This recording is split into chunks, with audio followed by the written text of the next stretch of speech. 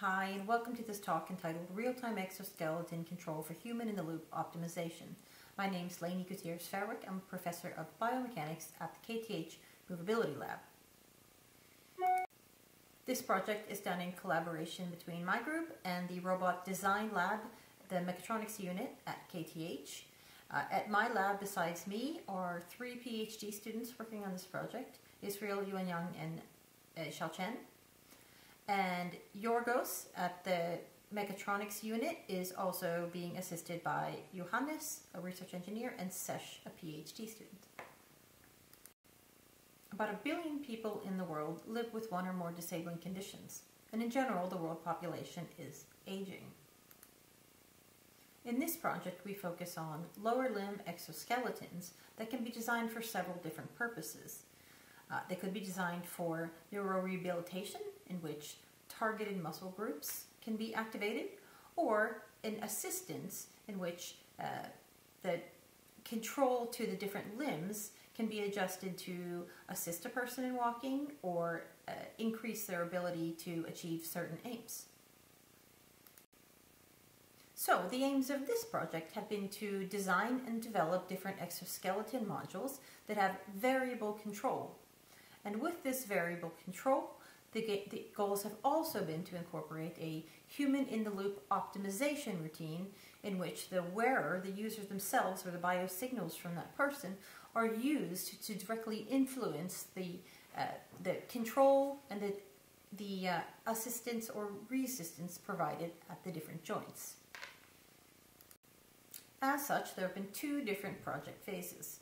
The first project phase was to design physical exoskeletons, and the second phase has been to design the real-time assistance with a human-in-the-loop perspective.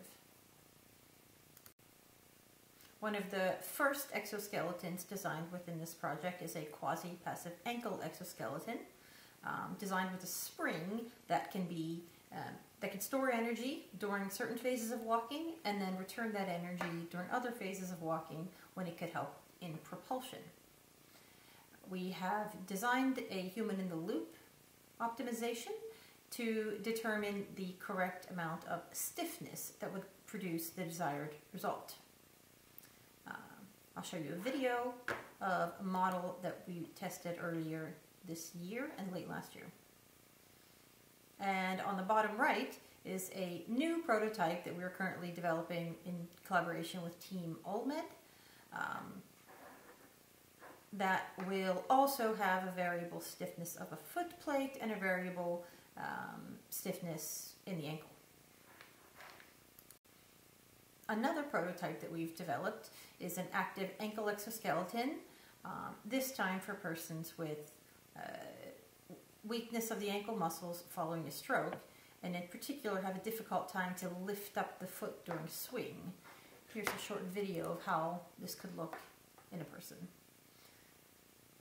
So this device is designed as a soft model with a motor worn at the waist and steel cables that lift the toe and also correct frontal plane malalignments. I'll show you a video of how this one looks.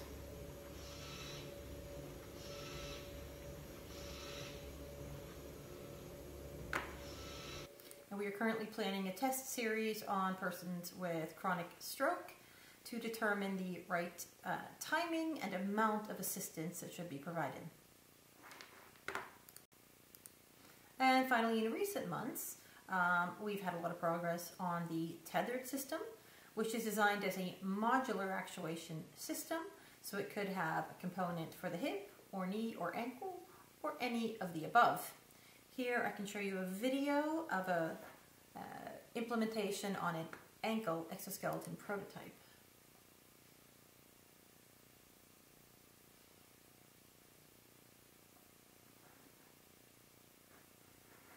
So it's been designed to have a variable control to both lift the toe and to push down on the toe.